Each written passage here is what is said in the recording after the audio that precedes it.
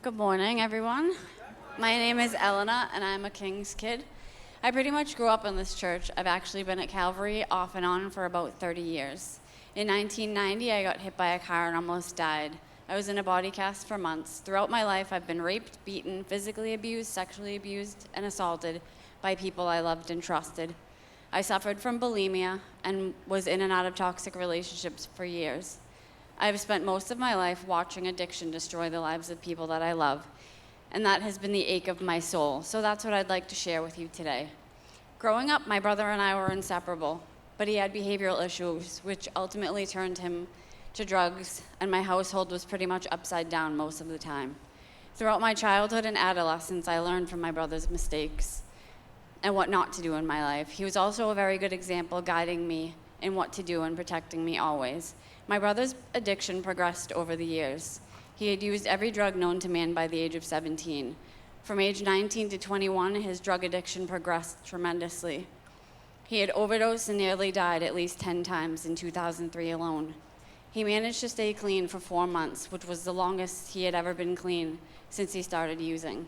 On January 11, 2004, a snowy Sunday night, I called my brother to tell him that my friend and I were coming up to my parents' house in New Hampshire so we could hang out for a little while. Shortly after I got there, my parents got home from Sunday evening service at Calvary. My father went upstairs and I flew up behind him. The bathroom light was on and the door was locked. My father put his shoulder into the door and there was my brother's lifeless body on the floor in the bathroom. I don't know how I got past my father in the doorway, but somehow I was on top of my brother's body, hugging him and hitting him and screaming no at the top of my lungs. I felt like my insides were being ripped out through my flesh. That night I lost my brother, my best friend, and the one person I've ever loved the most.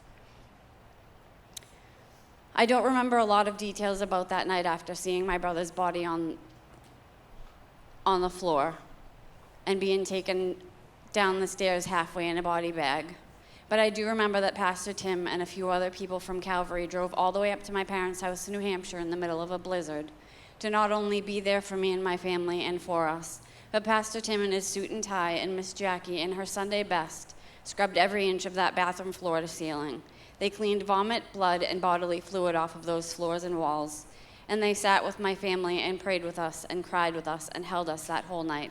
That is something I will never forget, and it's something that has always brought me back to my roots, even when I was running from God. I know what it's like to worry yourself sick, to cry yourself to sleep when you can even silence your mind for a moment to sleep. I know what it's like to watch their chest go up and down while they sleep to make sure they're still breathing. I know what it's like to be frustrated and filled with rage all the time, watching as they willingly throw their potential and future away. To watch someone you love more than your own life self-destruct right before your eyes, and there's absolutely nothing you can do to change it. I know what it's like to want their recovery more than they do. I know what it's like to miss someone while they're still sitting right in front of you because they become someone unrecognizable. I know what it's like to live your worst nightmare and still have to walk into work and go through the motions because the world doesn't stop spinning. I know what it's like to have your mind clouded, to turn into a shell of a human being, to feel like you've lost your mind doing such irrational things and not even knowing what you're doing sometimes. I know what it's like to stop caring about your own life, to be completely consumed. Everything else in life just seemed trivial if I couldn't save the one person that meant everything to me. I know what it's like to be furious, pushed to the point of insanity and smashing everything in sight. Between the sadness, there is blind rage. This isn't how it was supposed to be. Your right to choose was taken away, and you're stuck trying to put the pieces back together. To watch your family pushed beyond the breaking point, to see these people you call mom and dad become total strangers. I know that feeling of heat rising through your whole body as people talk about something they know nothing about, throwing the term junkie around like they're scholars on the subject. I also know what it's like to stop becoming angry with these people because they don't understand. They're lucky not to have to understand. I catch myself wishing that I didn't understand either. I know what it's like to be the cousin of a drug addict, a friend of a drug addict, the sibling of a drug addict. I know what it feels like for people to walk away from you because you're so toxic that no one knows what to say or do to be around you. I know what it's like to have your life tormented by addiction and be left standing in the wake of its ruin. All this time I knew God and I knew what I should be doing to heal, but instead of running to God, I ran from him, trying to do things my own way. The most beautiful thing about all of that is that God was pursuing me the entire time. He covered me, he protected me, even when I didn't know it. I couldn't see his hand at work in my life, but boy, was he working. All I had to do was turn around, and when I did, God was right there standing in front of me, arms wide open. When I gave him the broken pieces of my life, he put them back together. I stand before you today, Mrs. Mark O'Keefe, the wife of a recovering addict.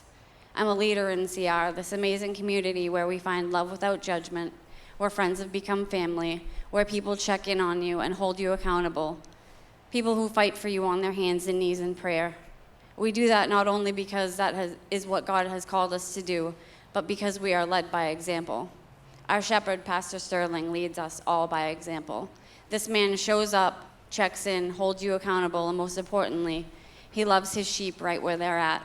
I could not be more grateful for his leadership, the privilege to call him my friend, and for the love he not only pours out into my life, but the rest of the people he's in leadership of. Do you know this man calls it an honor to love and to serve and to bear the burdens of each and every one of us? He has a true shepherd's heart and really does leave the 99 to go get that one. I've shared all of this to give hope to the hopeless. I believe the purpose of every trauma we've been through in our lives gives us an opportunity to help others that have gone through similar experiences. A huge part of my heart is recovery from addiction, people that feel as Mark used to feel, chronically hopeless.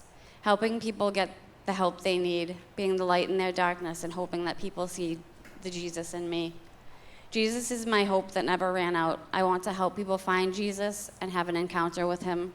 I want them to know that when God steps into a situation, everything changes, everything. We are living proof that God heals, God redeems, God restores, God forgives, God renews, and God provides. It doesn't matter what you've done, what you've been through, or what your situation looks like right now, today. He is the hope that never runs out.